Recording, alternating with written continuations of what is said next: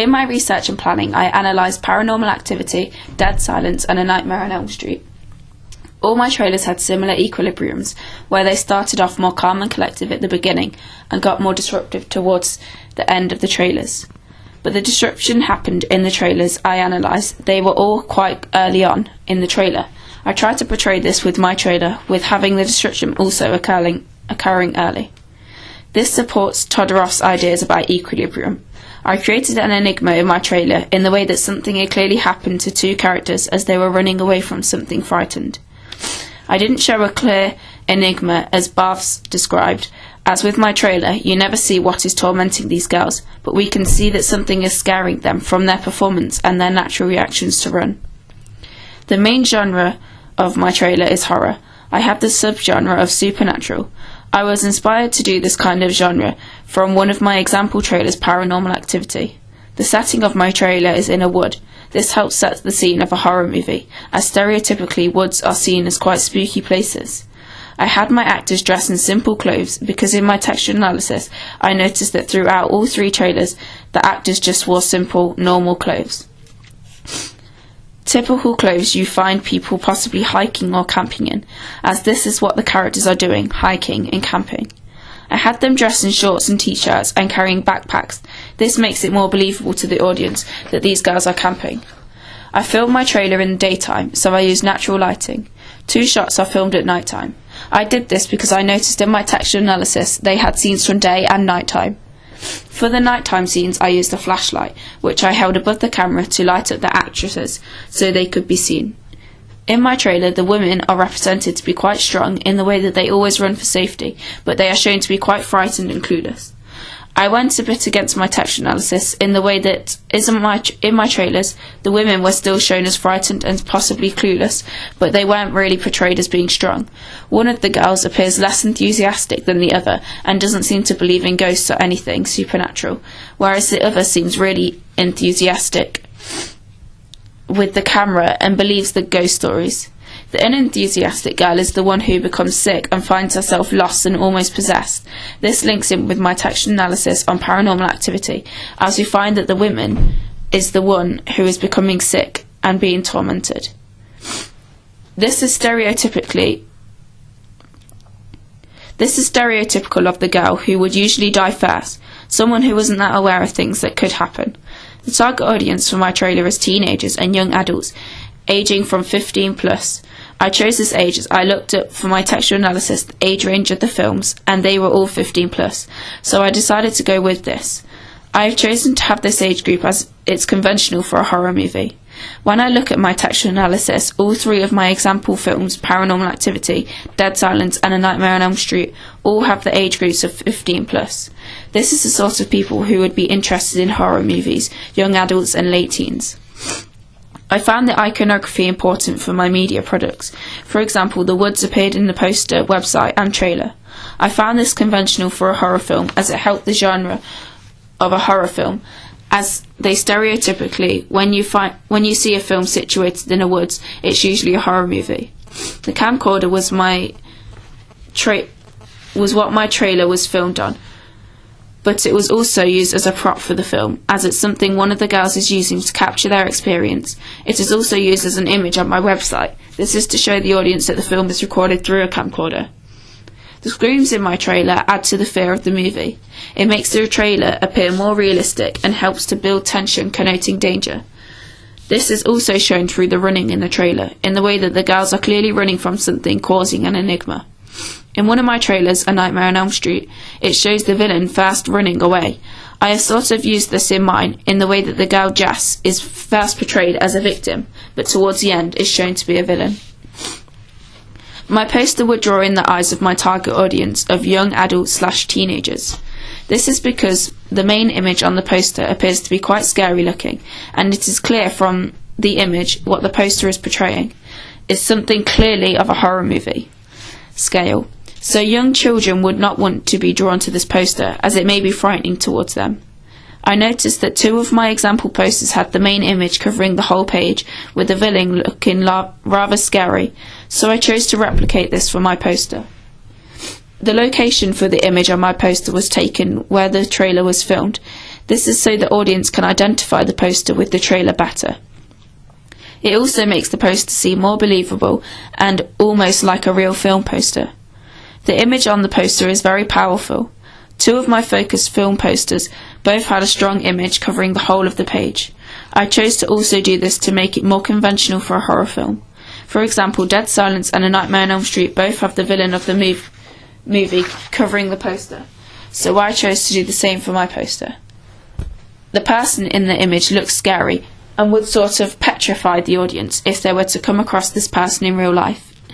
The image is very stereotypical of a horror movie, as it shows a darker side and is giving off the effect of fear that a horror movie typically would. You can see from looking at my poster that the main genre of the film is horror. This is mainly denoted through the image on the page. My poster doesn't really challenge anything against a real media product. I tried my best to conform already existing horror movie posters conventions. From looking at my poster, you can see that the film has some sort of enigma, as you can see that possibly this person on the poster is the cause for something in the film to affect certain characters. My website has the same main image as my poster. As you can see, the location for the images was taken in the same place as the trailer was filmed, in the woods. There is also an image of a video camera. This kind of helps portray my subgenre of supernatural. As with my example trailer, Paranormal Activity, the main genre that is supernatural horror. So by using the video camera, I tried to show the audience my subgenre of supernatural horror. As it's the same as the image on my poster, it still shows the person as a villain and is a stereotype of what most villains would be portrayed as, scary and frightening towards the audience. The target audience that would be drawn towards my website would again be age 15 plus and would be people who are interested and favours horror films. For my trailer, I used lots of different shots types such as close-ups, long shots and medium shots. I found these effective as it showed more skills within filming. In my textual analysis, they also used lots of different shot types. I used camera movements such as tracking and panning. The camera was mainly in a point of view. I used this idea from my example trailer Paranormal Activity. The sound was diegetic with a non-diegetic soundtrack over the top. I had a few diegetic sound effects, as in the leaves crunching on the ground within the scene. All of my textual analysis used diegetic sound with a non-diegetic soundtrack over the top.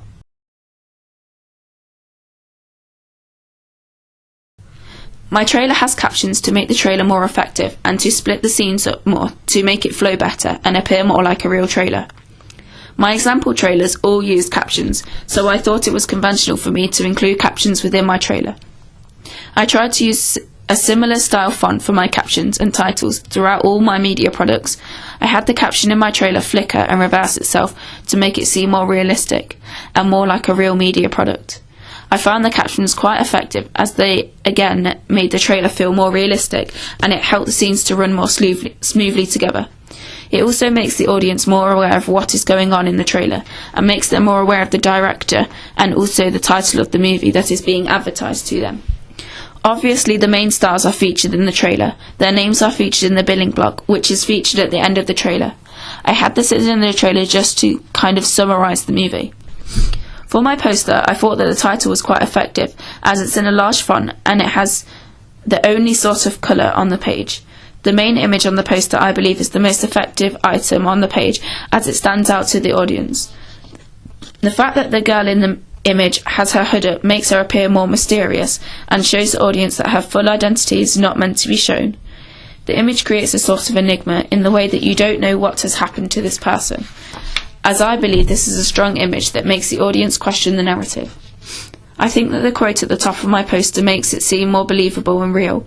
I chose to have the background colour for my poster to be black as it denotes the horror, and typically people are scared of the dark, so the poster brings darkness, connoting fear. I decided to have the main font in grey as it makes the text not stand out too much but separates it from the black background. Included into my billing block is the names of the actresses in the movie. I chose not to highlight these in separate locations. I did the same for my website as for my trailer. For my website, I again had the black background making the website page appear more powerful and horrifying. I had the same image as my poster as I believed this was a strong image and it was strong enough to include on both poster and website. I also wanted the same image, as I felt that this way the audience can identify with the character and film better. I do believe that the image could possibly be of better quality. I also had the image of the video camcorder on the website. I wanted this on there so the audience could identify the fact that the camcorder juxtaposes with the title of the movie. I like the idea to have the trailer appearing on the camera screen. This shows the audience that the footage for the film was filmed on one of these cameras. The clickable links are placed at the top, as I feel these are quite important, so should be shown the importance by being presented at the top of the page. Although they don't really stick out a lot, I feel that they are still noticeable. I feel that I could have made them a bit more obvious to the audience by either changing the colour of them or making them bigger. For all three of my media products, I use the same for the title, the billing block, and the captions and the tagline. For the title and the captions, I used the font of Geneva, and the font size for the captions was 24 pt. The title was font size 48 pt on my trailer, poster and website. The quote on my poster was copper plate Gothic light and was size 12 pt. The tagline on my poster and website was size 14 pt and was written in Geneva. This was the same for the release date on my poster and website. I used the same institution of New Line Cinema. The title of my film appears on my poster, trailer and website. I wanted to keep the exact same title throughout all three media products. I decided to have the tagline appear on the poster and website but not in the trailer. This is where I could have improved. I could have included the tagline within the trailer to make it more effective towards the audience and more identifiable within all three products. I believe that the narrative is present in all three products, with the idea of the scary looking girl appearing on the poster and the website, and the video camera on the website, and the trailer. I believe it portrays the narrative through these elements.